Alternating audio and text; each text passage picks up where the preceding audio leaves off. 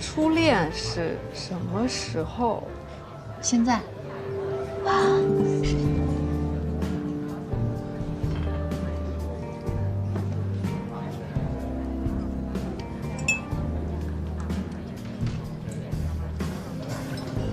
怎么样，这酒还可以吧？没问题。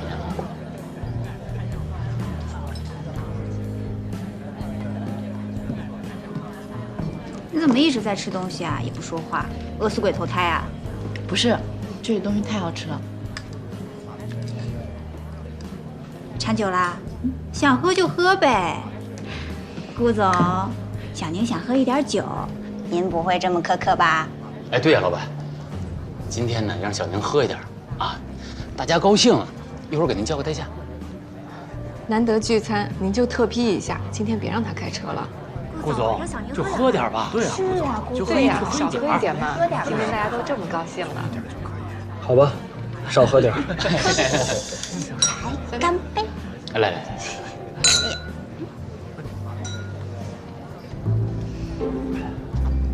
这酒酸酸甜甜的，真好喝。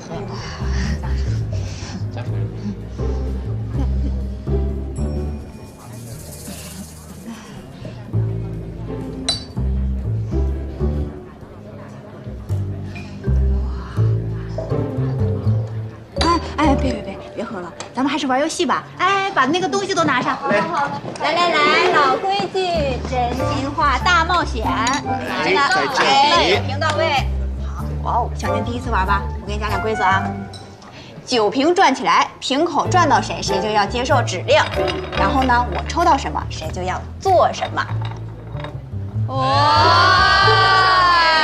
让我来看一看是什么。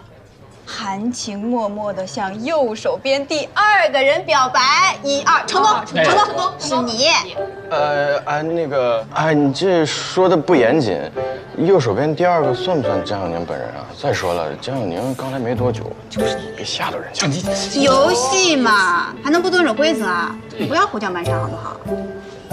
这次不算，规则没讲清楚，重新来。那不行，我觉得小宁就是被选中的。我喝了。哦，哇，好酒量！厉害，红姐让你来。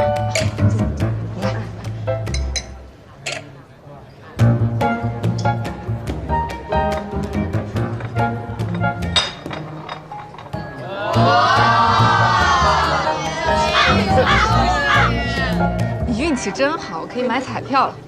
来，我抽一张。